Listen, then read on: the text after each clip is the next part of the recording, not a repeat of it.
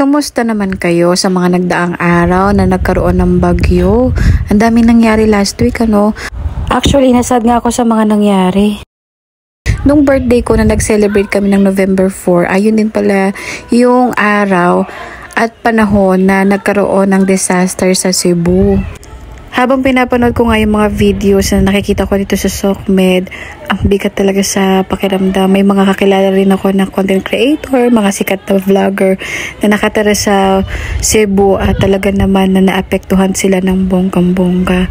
Parang hindi ko talaga din ma-imagine kung anong buhay, kung ano yung sitwasyon nila that time. Pero parang napakabigat talaga ng sitwasyon nila.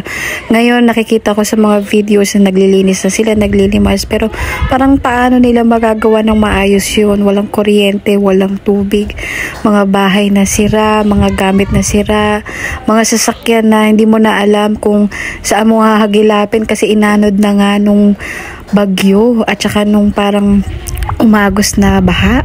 Araw-araw ko sila na pinagdadasal na ma-comfort sila, na patuloy sila magkaroon ng hope, ano, at alam ko natutulungan sila ng Diyos na makaahon sa mga nangyayari sa kanila. Pagkatapos nga ng birthday ko nung Tuesday, dapat Wednesday kami pupunta kaso lang hindi kami po pwede dahil yung sasakyan namin ay coding. Kaya nag-decide ako na Thursday na lang kami pumunta.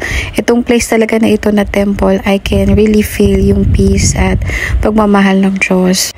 Nagdasal din ako dito sa loob ng temple ng mataimtim, ano, kung ano talaga yung desire ng puso ko, ano, patungkol sa Cebu, patungkol sa additional life na ipinagkaloob sa akin ng Diyos. And I hope na marami pang additional life ang ibigay niya sa akin at sa aming pamilya.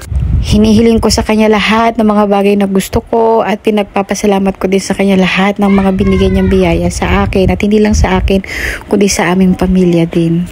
Truly talaga na kapag araw-araw kang bumabangon at gumigising pa ay napakalaking biyaya na talaga yan. Ibig sabihin, binibigyan ka palagi ng pagkakataon ng Diyos na maging mabuti, maging masaya, ano, sa buhay na ito. At binibigyan ka niya ng pagkakataon na ma-reach mo rin yung mga goals mo and plans mo sa life mo.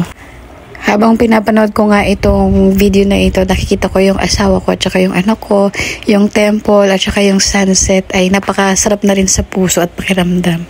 So, yan lamang po for today's video. Maraming salamat po sa pagsuporta at panonood ng aking video. Yan lamang po, babo muna. Bye!